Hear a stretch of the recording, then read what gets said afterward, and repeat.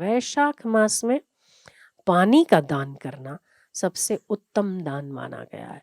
छाछ, शरबत, जल आदि जो कुछ भी हम अपने योग्यता के अनुसार, सामर्थ्य के अनुसार कर सकते हैं, उन सबको जरूर करना चाहिए।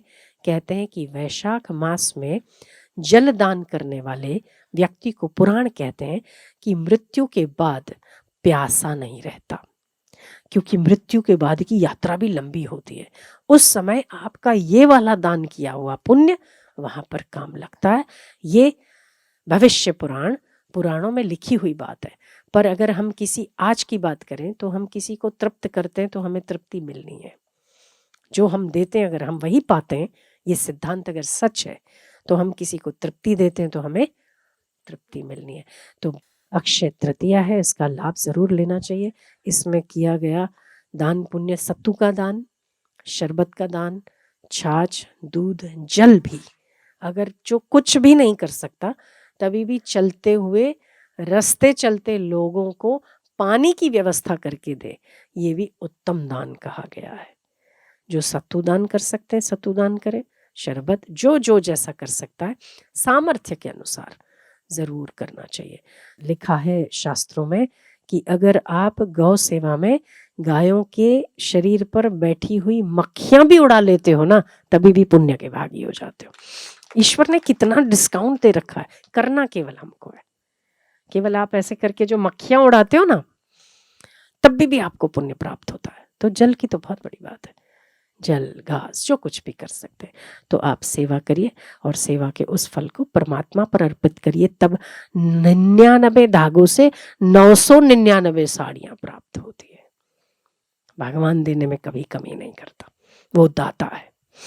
आपने मांगा था सूर्य का प्रकाश, जल, नदियां, हवाएं, कभी नहीं मांगी, भर भर के दिए ना, दिए कि नहीं दिए? और कोई बिल आता है क्या? सरकार तो 1 यूनिट का 8 रुपया, कमर्शियल का 16 रुपया, 16 लेती है ना। सूर्य कौन सा आपको बिल भेजता?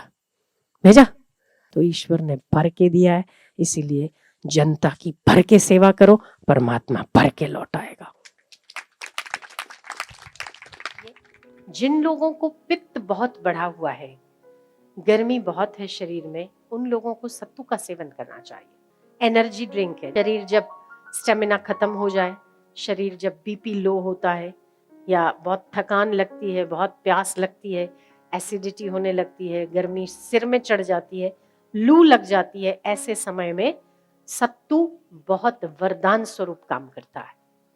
गर्मियों के दिन में सत्तू जरूर सेवन करना चाहिए। हम तो यहाँ तक कहते हैं कि अभी तक किसी एक्टर एक्ट्रेस की नजर नहीं पड़ी, किसी कंपनी वाले ने किसी एक्टर को इस सत्तू के साथ जोड़ दिया होता तो आज सत्तू मार्केट में करोड़ों का भाव बिकता। पहले महाभारत के युद्ध में लोग अगर कुछ सेवन करते थे तो सत्तू का अधिक से अधिक सेवन करते थे और बलिष्ठ हुआ करते थे। समय चला गया, हम सत्तू के फायदों से अनजान हो गए। तो आपको सत्तू जरूर सेवन करना चाहिए। इससे गर्मी, पित्त आदि शांत होता है। एनर्जी ड्रिंक है, इसमें स्टेमिना बढ़ाने की ताकत है।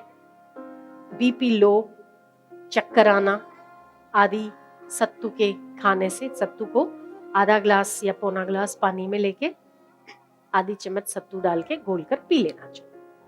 और पहले सेक के आप अपने साथ रखो। माइयां भी बाहर जाती है, पर्स में थोड़ा एक पैकेट रख दिया लॉक पन्नी में, जब जरूरत लगी सत्तू बनाकर पी लिया, उससे बड़ी ताकत रहती है। हम तो सत्तू नर्मदा परिक्रमा वासियों को दान भी करते हैं, क्योंकि वो लोग बेचारे चलते हैं ना, पैदल धूप में चलते, तो उनको भी दिक्कत होती है।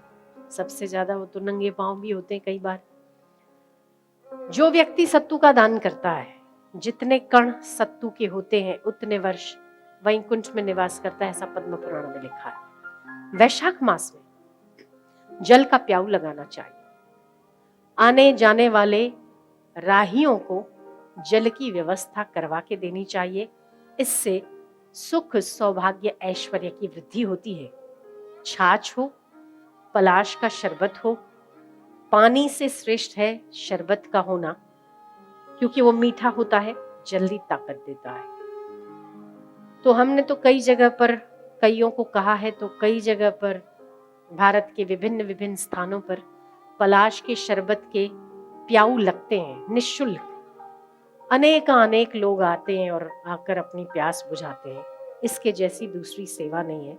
उसके साथ साथ यदि एकादशी की किताब, एकादशी की के साहित्य का वितरण अगर हो सकता है तो उसके जैसा परम दान और परम सेवा नहीं है। शायद एक गिलास आपके पानी का आधे घंटे या 2 घंटे की प्यास बुझा सकता है, पर यदि आप सत्संग का दान करते हो तो वो एक नहीं कई जन्मों की प्यास बुझाता है। इसलिए उसका दान करना चाहिए।